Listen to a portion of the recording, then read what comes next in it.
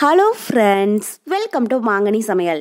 இன்றைக்கி நம்ம மாங்கனி சமையலில் நல்ல ஒரு சூப்பரான டேஸ்ட்டில் பட்டாணி சாதம் எப்படி பண்ணுறதுன்னு தான் பார்க்க போகிறோம்.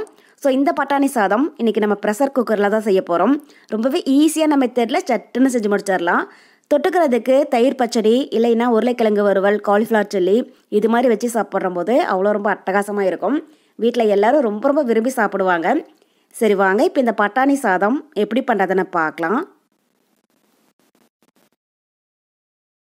ஃபர்ஸ்ட் நம்ம பட்டாணி சாதம் பண்ணுறதுக்கு தேவையான மசாலா பொருட்களை அரைச்சி எடுத்துடலாம்.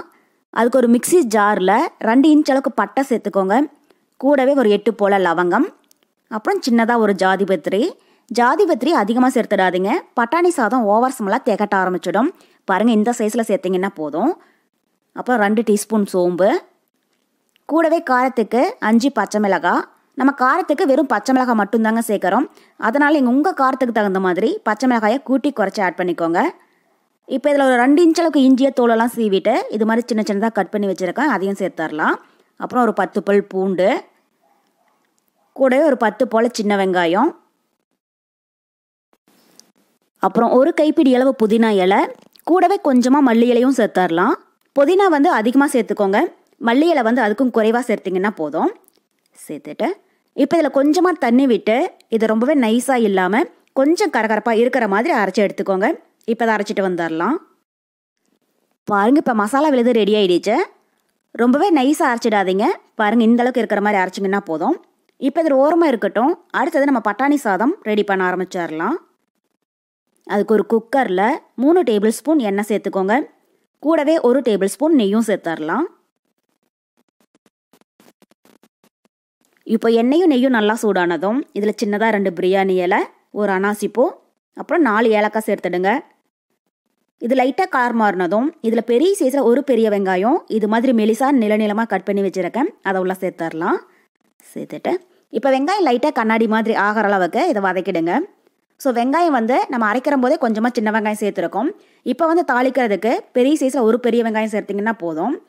அதே மாதிரி பிரியாணிக்கு வதங்குற மாதிரி ரொம்பவே கோல்டன் ப்ரௌனாக வதங்கிடக்கூடாது. பாருங்கள், இந்த அளவுக்கு லைட்டாக கண்ணாடி மாதிரி வதங்கிச்சுன்னா போதும். இப்போ இதில் நம்ம அரைச்சி வச்சுருக்கிற மசாலா விழுதை உள்ள சேர்த்துடலாம். சேர்த்துட்டு இப்போ ஸ்டவ் மீடியம் ஹீட்டில் வச்சு இந்த மசாலாவுடைய பச்சை வாசனை போகிற அளவுக்கு இதை நல்லா வதக்கிடுங்க. இப்போ பாருங்கள், மசாலாவுடைய பச்சை வாசனை போக நல்லா வதங்கி எண்ணெய் லைட்டாக பிரிஞ்சு வருது. இப்போ இதில் 1 கப் அளவுக்கு காஞ்ச பச்சை பட்டாணியை ஃபர்ஸ்ட் நாள் நைட்டே நல்லா ஊற வச்சு எடுத்துருக்கேன். இப்போ இதை தண்ணியெல்லாம் வடிச்சிட்டு உள்ளே சேர்த்துடலாம். ஸோ காஞ்ச பச்சை பட்டாணியாக இருந்தால் மட்டும் நீங்கள் ஒரு 8 மணி நேரம் போல் நல்லா ஊற வச்சு சேர்த்துக்கோங்க. இதுவே ஃப்ரெஷ் பச்சை பட்டாணியாக இருந்துச்சுன்னா நீங்கள் டைரெக்டாக அப்படியே யூஸ் பண்ணிக்கோங்க. ஸோ நான் 2 கப் அளவுக்கு பாஸ்மதி அரிசி எடுத்தேன். அதுக்கு 1 கப் அளவுக்கு காஞ்ச பச்சை பட்டாணியை ஊற வச்சு சேர்க்குறேன்.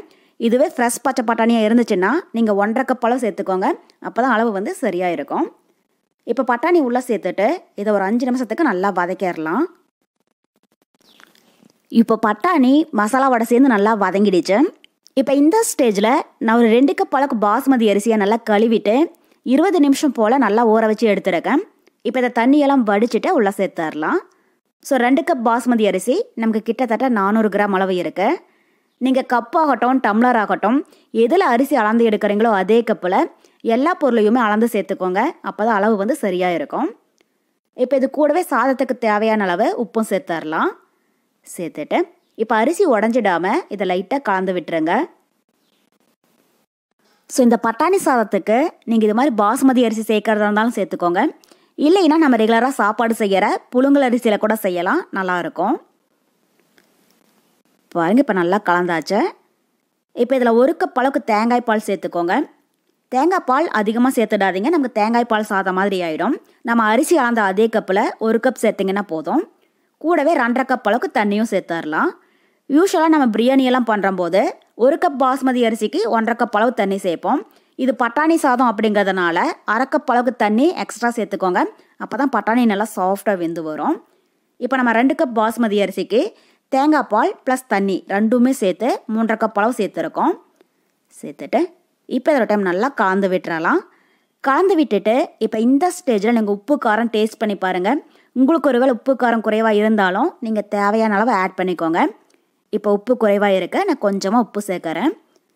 சேர்த்துட்டு இப்போ இதை திரும்பவும் லைட்டாக கலந்து விட்டுறலாம்.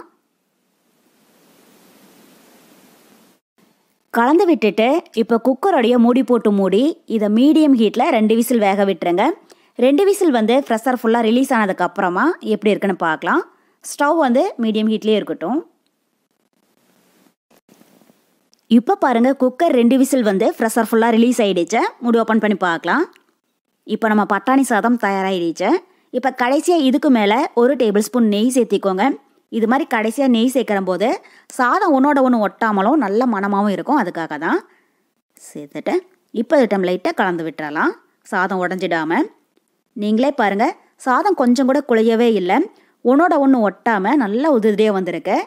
அதே மாதிரி கொஞ்சம் கூட அடிப்பிடிக்கவே இல்லை. பட்டாணியும் நல்லா சாஃப்டாக வெந்துடுச்சு. ஸோ நான் சொன்ன இந்த அளவுகளில் செஞ்சீங்க அப்படின்னா இதே போல் பட்டாணி சாதம் கொஞ்சம் கூட குழஞ்சி போகாமல் பர்ஃபெக்டாக வரும்.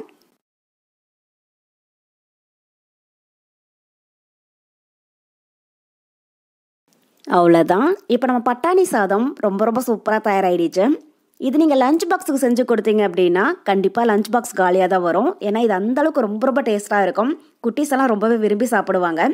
ஸோ கண்டிப்பாக நீங்களும் இதே மெத்தடில் செஞ்சு பார்த்துட்டு எப்படி இருக்குன்னு மறக்காமல் கமெண்ட் பாக்ஸில் சொல்லுங்கள். என்னுடைய இந்த ரெசிபி வீடியோ உங்களுக்கு பிடிச்சிருந்தா லைக் பண்ணுங்கள், உங்கள் ஃப்ரெண்ட்ஸ் அண்ட் ரிலேட்டிவ்ஸ் கூட நிறைய ஷேர் பண்ணுங்கள். மறக்காமல் மாங்கனி சமையலுக்கு சப்ஸ்கிரைப் பண்ணுங்கள். நன்றி.